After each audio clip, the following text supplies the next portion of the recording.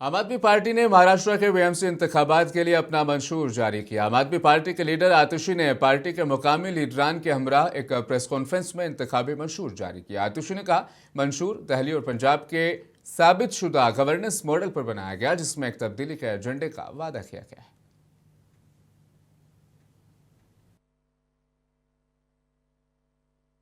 तो आज आम आदमी पार्टी ने मैनिफेस्टो रिलीज किया है।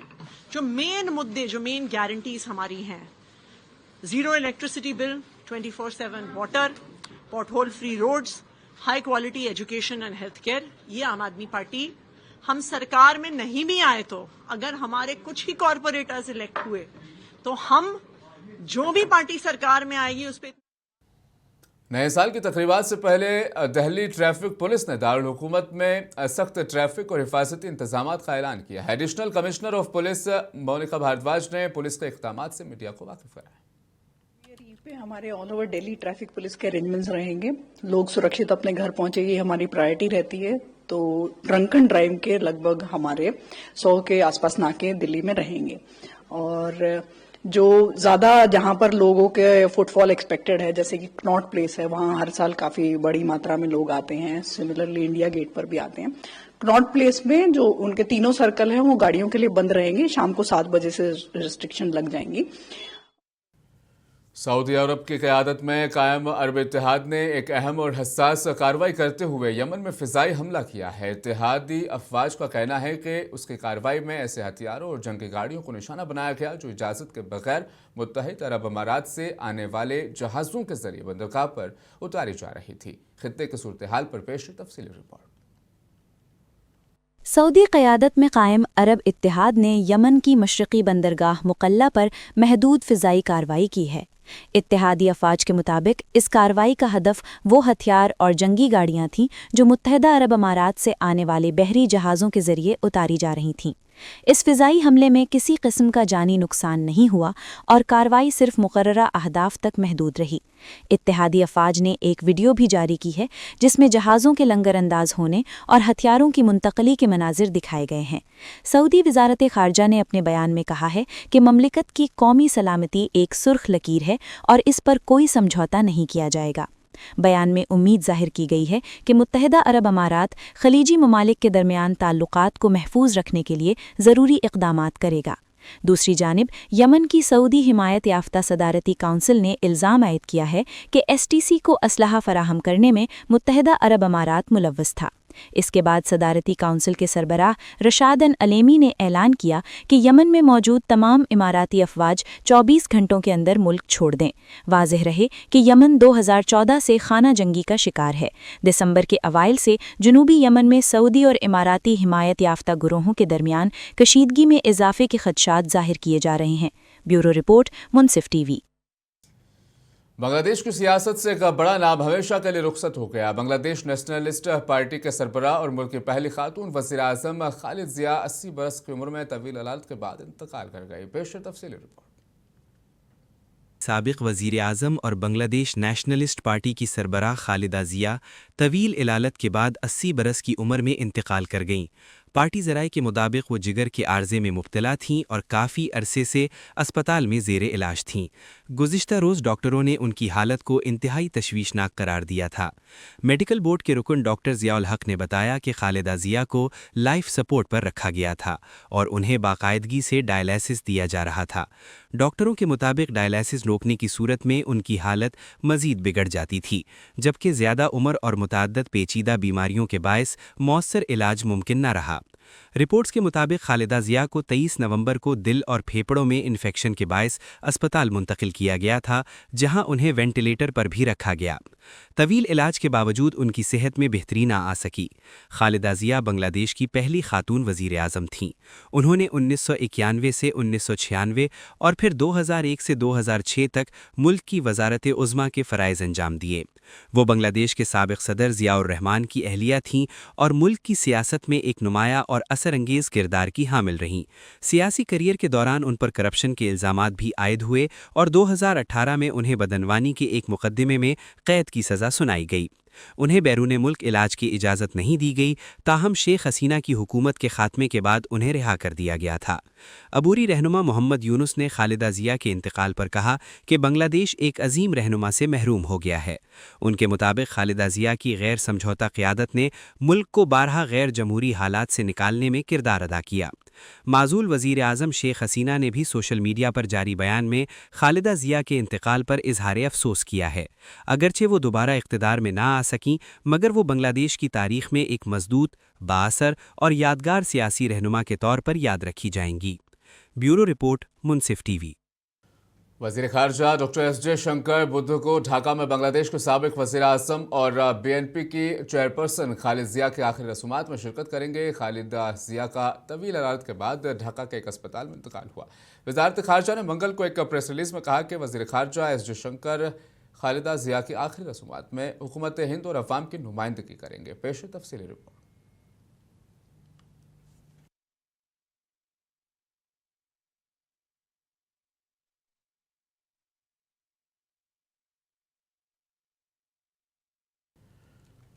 امریکی صدر ڈونالڈ ٹرمپ نے مشرق وسطیٰ میں ایک بار پھر سخت لہجہ اختیار کر لیا ہے۔ حماس کو غیر مسلح ہونے کا الٹیمیٹم دیتے ہوئے ٹرمپ نے خبردار کیا کہ اگر تنظیم نے ہتھیار نہ ڈالے تو اسے بھاری قیمت چکانی پڑے گی۔ اسی کے ساتھ صدر ٹرمپ نے ایران کو بھی واضح پیغام دیا کہ اگر اس نے جوہری پروگرام یا بیلسٹک میزائلوں کی تیاری دوبارہ شروع کی تو امریکہ ایک اور بڑے حملے کی حمایت کرے گا۔ پیش ہے مزید تفصیلات اس رپورٹ میں۔ امریکی صدر ڈونالڈ ٹرمپ نے فلوریڈا میں اسرائیلی وزیر اعظم بنجامن نتنیاہو سے ملاقات کے بعد صحافیوں سے گفتگو کرتے ہوئے نتنیاہو کے بارے میں کہا کہ اگر آج آپ کے پاس غلط وزیر اعظم ہوتا تو اسرائیل کا وجود ہی نہ ہوتا، کیونکہ ان کا مقابلہ ایک طاقت سے ہوا۔ ہم نے مل کر کام کیا اور ہم انتہائی کامیاب ہوئے۔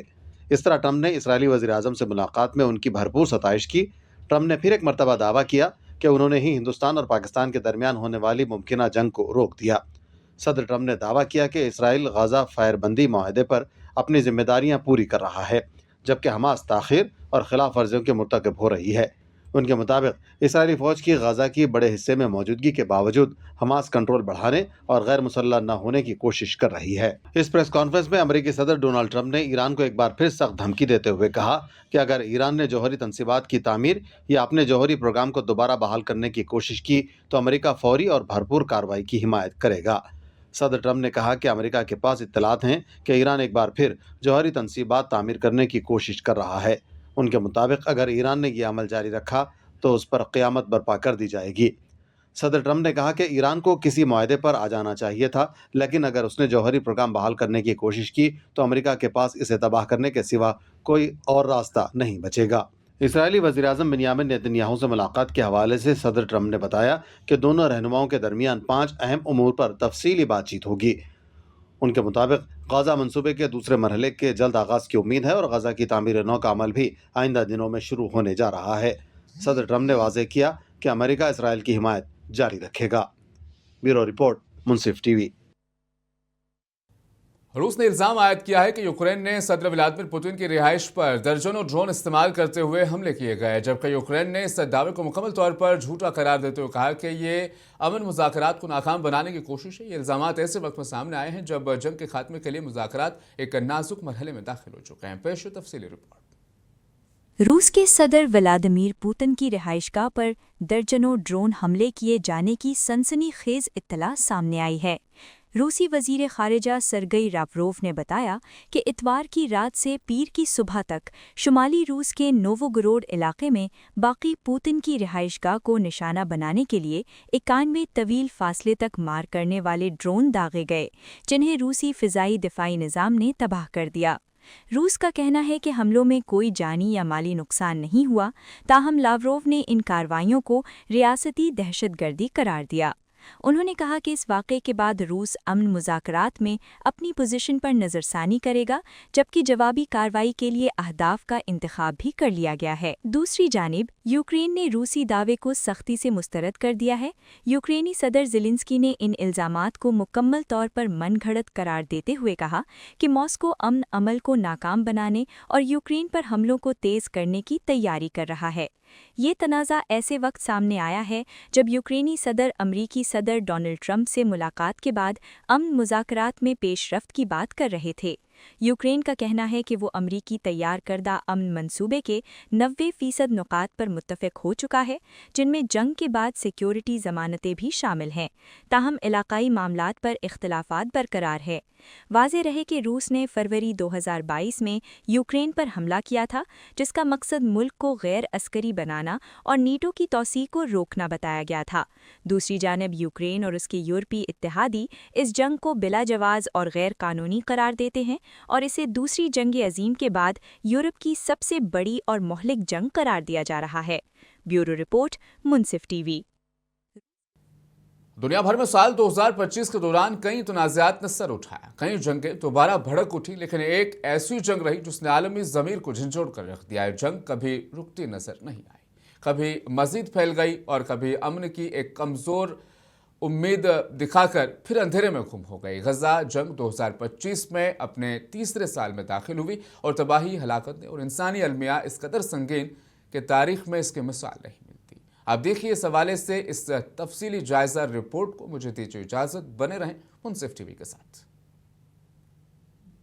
साल 2025 का आगाज गजा में एक नाजुक उम्मीद के साथ हुआ। 19 जनवरी को इसराइल और हमास के दरमियान 3 मरहलों पर मुश्तमिल जंगबंदी का आगाज हुआ। पहला मरहला 42 दिनों के लिए मुकर्रर था, जिसके दौरान बड़े पैमाने पर लड़ाई रुक गई, यरगमालियों और कैदियों का तबादला हुआ और इंसानी इमदाद तक महदूद मगर निस्बतन बेहतर रसाई मुमकिन बनाई गई। इस मरहले में 25 इसराइली यरगमालियों के बदले तकरीबन 1900 फ़लस्तीनी कैदी रिहा किए गए। लेकिन ये उम्मीद आर्जी साबित हुई। जंगबंदी कभी दूसरे मरहले तक ना पहुंच सकी क्योंकि बुनियादी इख्तिलाफात हल ना हो सके। मार्च आते आते जंगबंदी टूट गई। इसराइल ने फ़िज़ाई हमले दोबारा शुरू किए। गजा में इमदादी सामान की तरसील महदूद कर दी गई, हलाकतों की तादाद बढ़ती गई और नक़्ल मकानी की रफ्तार मज़ीद तेज़ हो गई। अगस्त तक हालात इस हद तक बिगड़ चुके थे कि अक़वाम मुत्तहिदा ने गजा में क़हत का ऐलान कर दिया। घरों, अस्पतालों और इमदादी कैंपों पर हमले जारी रहे और इंसानी बुहरान तारीख़ के बदतरीन मराहिल में दाखिल हो गया। इसी दौरान जंग के फैलने के खदशात ने पूरे खित्ते को अपनी लपेट में ले लिया। ईरान के हिमायत याफ्ता हूथी बागियों ने जंगबंदी के खात्मे के बाद बहीरा अहमर में समंदरी हमले दोबारा शुरू करने का ऐलान किया। जवाब में अमरीका और बरतानिया ने यमन में हूथी ठिकानों को निशाना बनाया। मई में हूथियों ने इसराइल पर हमला किया। बेन गोरियन हवाई अड्डे के करीब मीज़ाइल हमले में 8 अफराद ज़ख्मी हुए और फ़िज़ाई ऑपरेशन आर्जी तौर पर मुअत्तल करना पड़ा। इसराइल ने जवाबी कार्रवाई करते हुए यमन में हूथी क़ियादत को निशाना बनाया। जून में कशीदगी एक नए मरहले में दाखिल हुई। 13 से 24 जून तक इसराइल और ईरान के दरमियान 12 रोज़ा जंग लड़ी गई, जिसमें अमरीका भी शामिल हो गया।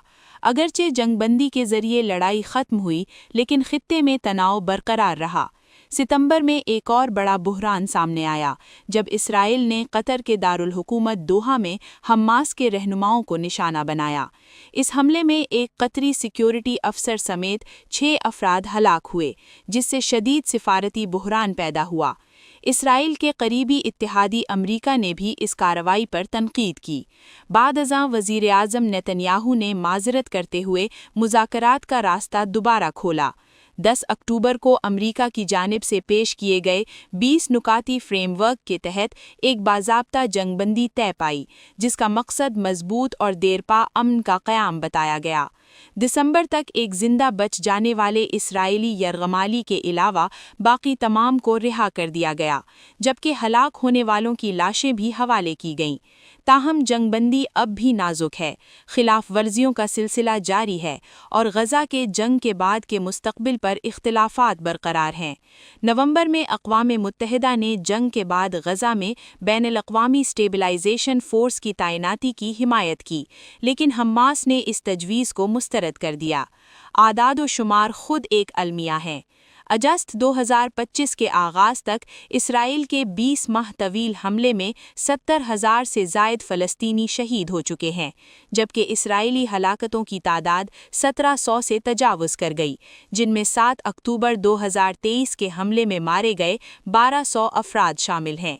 اقوام متحدہ کے مطابق اصل تعداد اس سے کہیں زیادہ ہو سکتی ہے، کیونکہ ہزاروں افراد لاپتہ ہیں اور بیماری، غذائی قلت اور صحت کے نظام کی تباہی سے ہونے والی اموات کو شمار ہی نہیں کیا گیا۔ غزہ کی 90% سے زائد آبادی بے گھر ہو چکی ہے، اکثر کئی بار۔ تمام آبادی شدید غذائی عدم تحفظ کا شکار ہے، جبکہ تقریباً 1/4 آبادی قحط کے دہانے پر کھڑی ہے۔ 70% سے زائد عمارتیں تباہ یا شدید متاثر ہو چکی ہیں۔ غزہ کے نصف سے زائد اسپتال بند ہیں، جو فعال ہیں وہ بھی محدود وسائل کے ساتھ جدوجہد کر رہے ہیں۔ یہ جنگ صرف غزہ تک محدود نہیں رہی، مغربی کنارے میں بھی تشدد میں شدید اضافہ ہوا، جہاں اکتوبر 2023 کے بعد 1000 سے زائد فلسطینی شہید ہو چکے ہیں۔ سال اپنے اختتام کو پہنچ چکا ہے، بندوقیں بڑی حد تک خاموش ہیں، لیکن غزہ میں امن اب بھی ایک سوالیہ نشان ہے۔ بیورو رپورٹ، منصف ٹی وی۔